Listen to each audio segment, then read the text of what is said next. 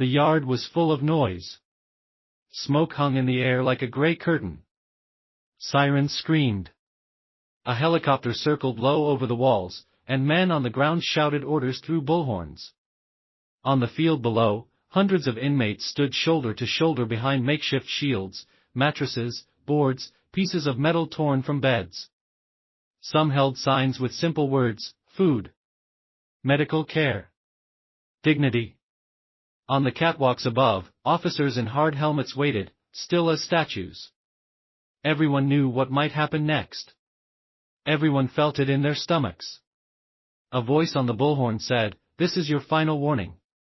Another voice rose from the crowd, calm and strong, "We want our rights." Then the helicopter door slid, a canister dropped, and the sky filled with white gas as the clock hit 0. Weeks earlier, life inside Attica felt like a lid pressed tight on a boiling pot. The prison sat in western New York, its thick brick walls and gun towers cutting the place off from the outside world. Inside, men lived in small cells with bright lights that never seemed to sleep. Food came cold or spoiled too often. Medical help was slow. Letters from family arrived late or not at all. There were strict rules about visits and tiny chances for education or fair hearings. Many inmates were black or Latino, while most staff were white, and people felt the sting of unfair treatment every day. The tension was not a secret.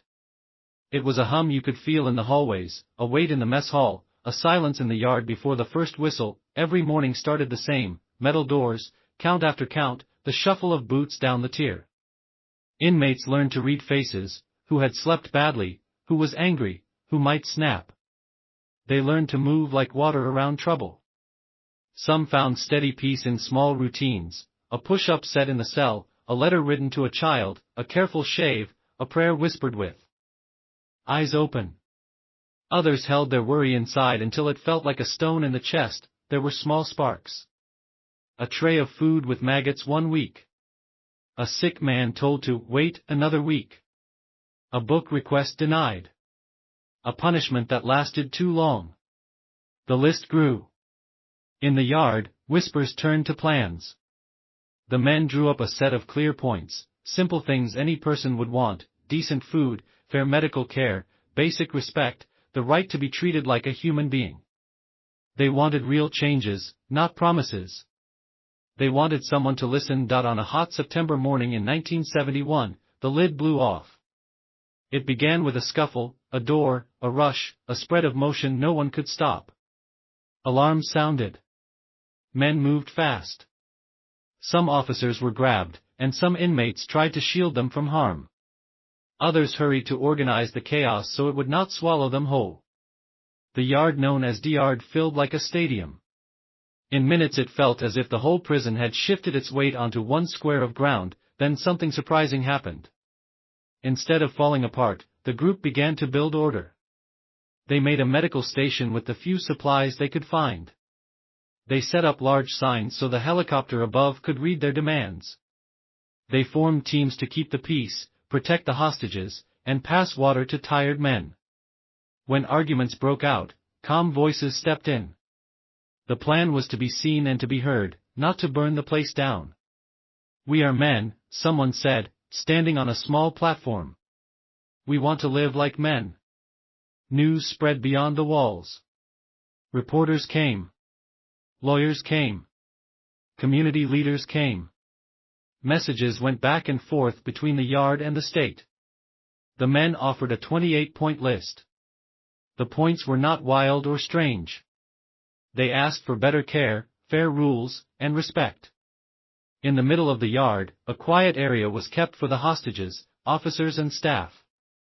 Some inmates stood guard there to make sure no one was hurt.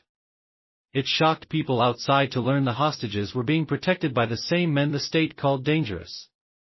But inside the yard, the men knew that if anyone got hurt, hope would fade. Those days felt long and short at the same time. The sun crossed the sky while everyone watched the gates. People spoke in low voices about family far away. They shared water. They tried to rest on the hard ground. At night, the floodlights stayed on, and the helicopter thumped the air. A few times, there were close calls, two men shouting, a push, a sudden wave of fear. But the circle pulled tight again, and the shouting slowed. A man stood up and read from a piece of paper, "We do not want to die. We want to live." It cut through the cold night like a bell. Outside, pressure climbed. Leaders in the state argued. Some said to keep talking. Others said the prison had to be taken back by force. The governor was asked to come in person. He did not. He was asked to send a clear sign that talks would continue. He did not. The days stacked up, negotiation, pause, worry, hope, fear. Then hope again when a neutral group came to listen, then fear again when rumors rushed in like wind. Inside the yard, men tried to keep steady. They drew lines on the dirt to mark where people should stand. They collected what little food they had and counted it. They kept repeating the same truth: we want basic rights. Not all moments were heavy. A small break in the clouds, a joke, a shared memory of a street in Brooklyn or a summer in Detroit. Someone hummed a tune, and others joined, low and rough. In the middle of the storm, these tiny human signs felt huge. They reminded everyone that the people here were sons, fathers, brothers, uncles, people with names and hopes, but the thread was thin. One afternoon, a letter arrived from a family member on the outside, describing fear at home and worry in the neighborhood. It made a man shake with anger and sorrow. Another moment, a negotiator said something that sounded like a promise, and then a second voice said the opposite. The men felt the ground tilt. Some said, "Hold the line. Stay together." Others said, "They will never listen." The sun slid behind the wall. The floodlights buzzed on again. By the fourth day, it felt like a coin in the air, spinning. Talk slowed. The helicopter flew lower. On the wall, a line of helmets seemed to grow longer each hour. Inside the yard, the men tightened their circle around the hostages to keep them safe. They raised their signs higher. They tried to call again for talks. "We are ready to keep speaking," a voice said into a radio. The answer came back broken and cold. People looked at each other, trying to read the future in one another's eyes. That night, a cold wind moved through the yard. Men pulled jackets tight and lay close to the ground for warmth. Someone said a prayer. Someone else stared up at the guard tower, counting slow breaths.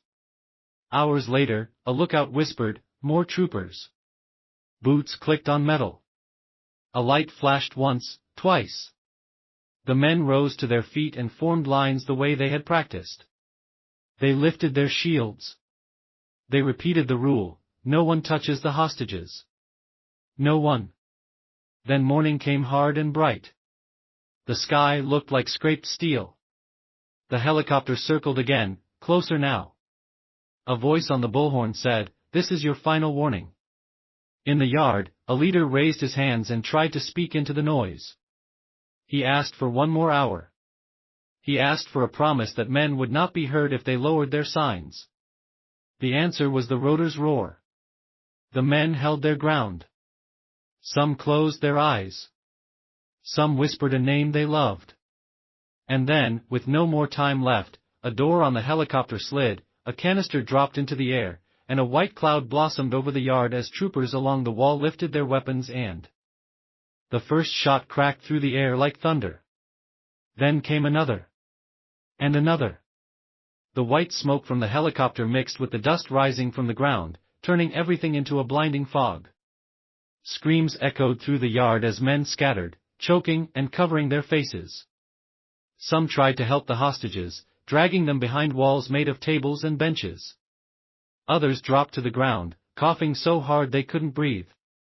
The smell of tear gas burned their eyes and lungs. The sound of gunfire was everywhere, sharp, cold, and endless. When the smoke began to clear, the silence that followed was worse than the noise. Bodies lay still on the ground. Officers shouted orders through masks. The yard that had once been full of voices demanding rights was now covered in a gray mist and fear. Helicopters circled slower now, like vultures. Somewhere in the distance, a bell rang again and again, but no one knew why. That morning, the walls of Attica had swallowed 43 lives. Hours later, reporters were not allowed inside. The state claimed the inmates had killed the hostages, but the truth would take years to come out, that most of the hostages had been shot by the troopers themselves. The official story was full of holes, but the world outside wanted answers. Families waited by the fences, crying and holding up photos. Ambulances drove out one after another, carrying the wounded and the dead. And behind those walls, the survivors were ordered to lie flat on the ground while guards walked among them, guns still raised. The rebellion was over, but the pain had just begun. For days, men were forced to crawl, beaten, and left without food or water. They had dared to speak, and now the state wanted silence. One guard said later, "It was like a war zone." But for the inmates, it wasn't war, it was punishment. When news reached the cities, protests broke out. People marched through New York streets holding signs that read, "Remember Attica." Church leaders, lawyers, and families demanded the truth. How did it come to this? Why did no one listen before the bullets?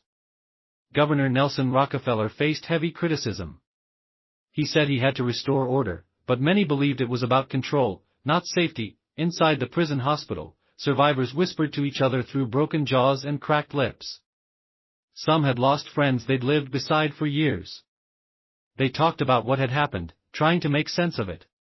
They remembered how the uprising had started with a simple call for fairness. They remembered the calm before the storm, the hope that someone might actually hear them. Now that hope was buried under the noise of gunfire and the smell of gas. A man named Frank "Big Black" Smith became one of the key figures remembered from that day. During the chaos, he had tried to protect hostages and keep peace among the inmates. After the assault, guards tortured him, forcing him to lie naked on a table for hours while a football was dropped onto his stomach over and over. But even then, he refused to break. Years later, he said in an interview, "We wanted to be treated like men. Not animals. That's all." Weeks turned into months. Investigators came and went, taking photos, asking questions. Many of the inmates were transferred to other prisons. Lawsuits followed. The state tried to move on, but Attica's name was burned into history. In classrooms and living rooms across America, people started to talk about what it meant. Could a prison be so harsh that men risked death to be heard? Could justice exist behind walls built for punishment, not change? The answers weren't simple. Some saw the inmates as dangerous criminals. Others saw them as human beings pushed too far. Over time, more truth came out. The McKay Commission's report revealed that the uprising could have been resolved peacefully. Negotiators had urged patience. The state had chosen force. The commission called the retaking an irresponsible and reckless decision. But the men who had died could not be brought back. Years later, survivors still carried the memory. Some found faith. Some wrote letters to share their stories. Some stayed silent, unable to relive it. But every September, the name Attica returned to the headlines, a reminder that behind every locked door is a story waiting to be told. Today, Attica still stands. The walls have been repainted, the towers reinforced, and the rules rewritten, but the echoes remain. Guards still walk the same paths, and inmates still stare at the same horizon of barbed wire. Yet, whenever a man looks up at those high stone walls, he can almost hear the voices of 1971 whisper through the cold wind, "We are men. We want to live like men." And just when it seemed the ghosts of Attica were fading into history, a new report surfaced, one claiming that even decades later, the same complaints were being filed again. Poor food. Lack of medical care. Harsh punishments. It seemed the story wasn't finished after all.